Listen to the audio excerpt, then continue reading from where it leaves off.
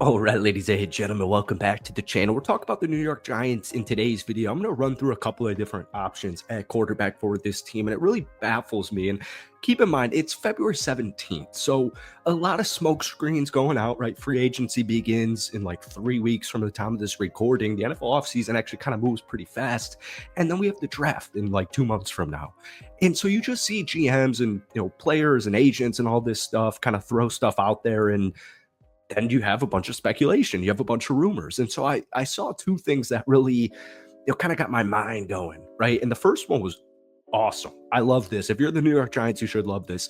The Titans and Browns predicted to bypass Cam Ward and Shedeur Sanders in the draft. This is from ESPN. We'll talk about that in a second. And then on the flip side, Giants a sleeper for Russell Wilson. And I really don't understand it. But folks, this Giants team just went 3-14. And their quarterback options were the reason they went 3-14. Danny Dime Jones, Drew Lock, Tommy DeVito, Tim Boyle. Obviously, Daniel Jones isn't even on the team anymore. The biggest question, yes, every team has flaws, every team has holes. The only thing I care about for the New York Giants this offseason is figuring out the quarterback position. And I still think that Cam Ward or Shedeur Sanders, I said this in my last video a couple of days ago, my pick is Shedeur Sanders because I think he fits this culture perfectly. I think he has game-changing ability. I think he's going to put on a show. And I also think he's one heck of a football player. Like, I just don't really understand how you're seeing all these ESPN guys, these Yahoo guys, they're like, there's no first round great quarterbacks in this class. And we do this every February. Like last year, people were freaking out saying Caleb Williams is going to be the biggest bust. He's a generational bust. Then you have other people saying he's generational talent. Jaden Daniels works in theory, but he's more of a college football player. He's going to get injured in week 4. It's going to be another Russell or RG3 type of situation. And so you just have this every year, and it pisses me off, all this stuff we're seeing about Shedeur Sanders and Cam Ward, because I think they're both going to be good NFL quarterbacks depending on their situation. And stuff changes quickly in the NFL, and you don't really believe this until it happens. Obviously, last year it was Washington. The year before it was Houston, where they've got pretty decent talent, new management, new coaching staff comes in, whatever the deal is, and they go out there, they get their quarterback, they sign some good free agents, they have a good draft class, and the future's just bright. Like Washington went 4-13 in 2023. I don't need to tell Giants fans this. They went 4-13 and then 12-5 and made the conference championship. You need a quarterback, right? But folks, before we get any further into today's video, hit that like button, hit that sub button for daily NFL content. Definitely posting a bunch of Giants videos on this channel all off season. I just visited New York City for the first time yesterday. It was kind of crazy, really crazy actually. Also, this video is sponsored by BetUS. You can go on betus.com/casino to get a 200% sign up bonus. All right, here's one thing before we get into this quarterback talk. The Giants last year went 1-8 in one-score games, and then they lost to the Cincinnati Bengals in 10 points because of a late last-minute touchdown from Cincy. 1-8 in one-score games. Folks, that means they had pretty much 10 games that were winnable going into the fourth quarter. Per Pro Football Network, that 1-8 mark is the 7th worst by any team since 2010.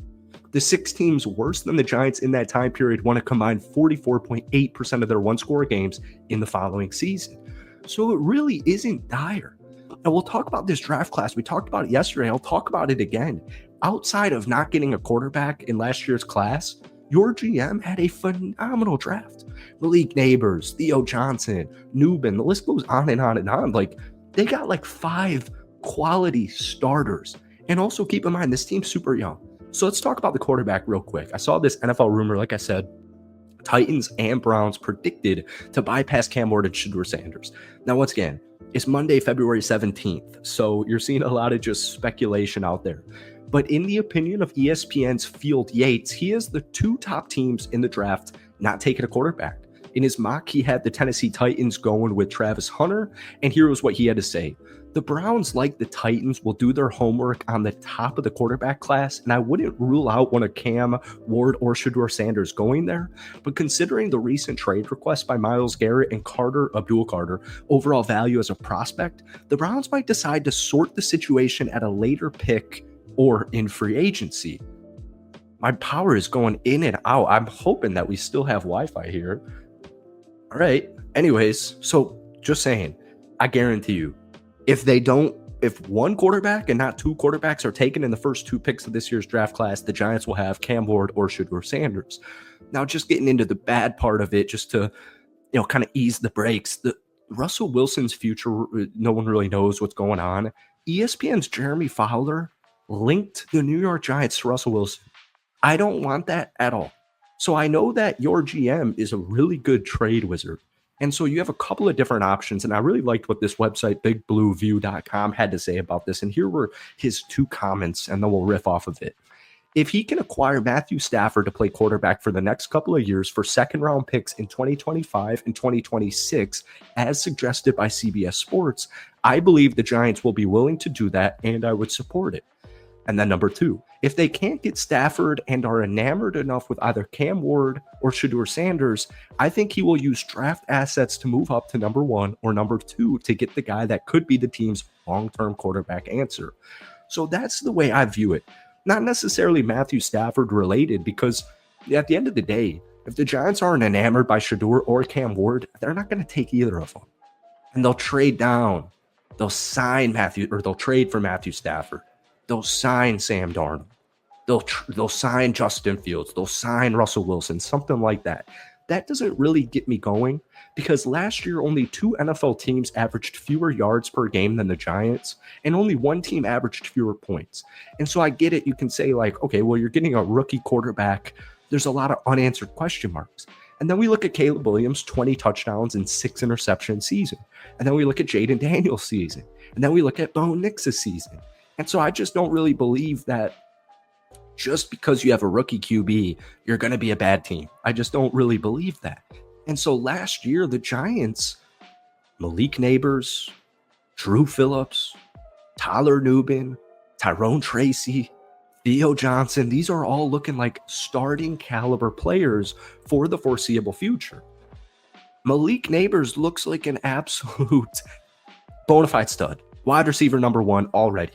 Like, not in the NFL necessarily, but like clear-cut wide receiver number one on most teams in the National Football League. And then just one last kind of final fun Snapple fact that I found very interesting, because the Giants went 3-14, right? Giants rookies played 4,702 snaps on offense and defense in 2024.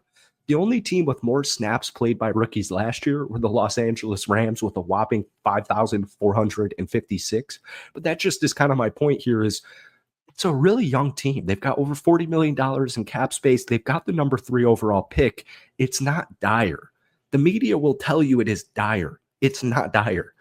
It's not. This Giants team will definitely not be worse than 3-14 next year, no matter who the quarterback is, in my opinion.